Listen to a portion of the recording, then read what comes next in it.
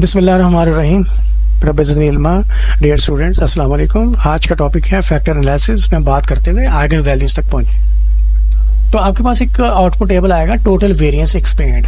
Total expand में इसमें आप देखें आपको 7 वेरिएबल्स आपके डेटा सेट में टोटल 7 वेरिएबल्स है, लेकिन जो आपने फैक्टर्स एक्सट्रैक्ट किए वो सिर्फ 2 ही किए। ये देखिए 1 और 2 फैक्टर्स किए, क्योंकि ये based on the eigen values.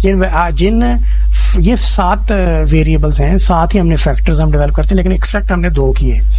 तो पहले के आइगन वैल्यू देखें 1 से ज्यादा, दूसरे की 1 से ज्यादा, बाकियों की 1 से कम है, इसलिए हम बाकियों को कंसीडर नहीं कर रहे। तो हमने 2 फैक्टर्स एक्सट्रैक्ट किए, यानी 7 वेरिएबल्स कितने ग्रुपों में गए? 2 ग्रुपों में गए।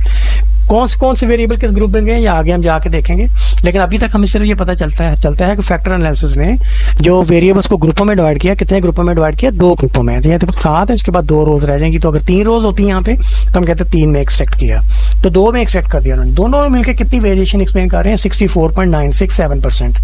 तो यहाँ पे जो थ्रेशोल्ड वैल्यू है दैट इज 50%। जितने भी वेरिएबल आपके, जितने भी फैक्टर आपके एक्सट्रैक्ट होते हैं, उनको मिलके कितने परसेंट वेरिएशन एक्सट्रैक्ट करनी चाहिए? 50% कम से कम। तो ये देखिए, ये 50% के थ्रेशोल्ड पे ये वैल्यू पूरा उतर रही है। और कितने वेरिएबल्स एक्सट्रैक्ट हुए हैं? आप देखें 2 वेरिएबल एक्सट्रैक्ट हुए हैं। किस बेस पे हुए हैं? आइगन वैल्यूज ग्रेटर देन 1 की वजह से हुए हैं। ये देखें आप, ये आपके आइगन वैल्यू ग्रेटर देन 1 और ये भी आपके आइगन वैल्यू ग्रेटर देन 1। ठीक है, दोनों फैक्टर्स ने मिलकर कितनी वेरिएशन एक्सप्लेन की है? 64%। थ्रेशोल्ड क्या है? थ्रेशोल्ड 50% का है। राइट, आगे चलते हैं। इसके बाद आपके पास आएगा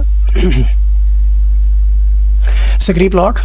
तो स्क्री प्लॉट में जैसे यहाँ फिगर में बना के बता दिया गया है कि आपके 2 फैक्टर्स को एक्सपेक्ट किए हैं, तो वो देखें वो बड़ा स्टीप होके नीचे आ रहे हैं। ये देखें ऐसे एकदम से, और बाकी जो है ना वो ऑलमोस्ट फ्लैट है।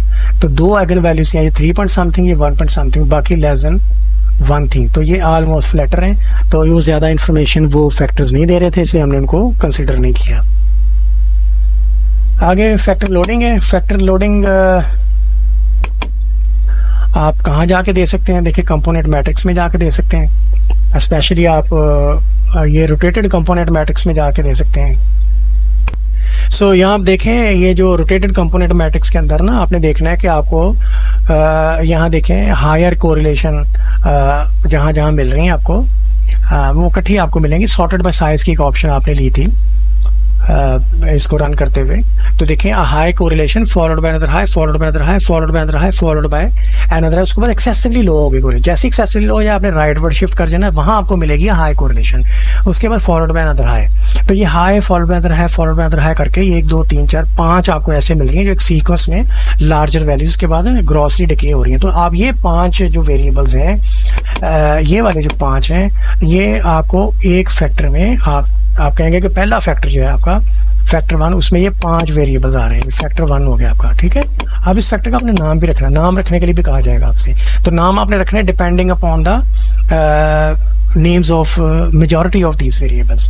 अच्छा, जब यहाँ आपने high correlation followed by another high, followed by another high, followed by another high करके जब आप पहुंचे यहाँ पे, उसके बाद फॉलोड बाय अनदर हाई नहीं हुआ तो आप राइट वर्ड शिफ्ट करेंगे। तो ये आपके दूसरे फैक्टर्स के वेरिएबल्स को बता रहे हैं। 2 values high correlation 1 followed by the other हैं।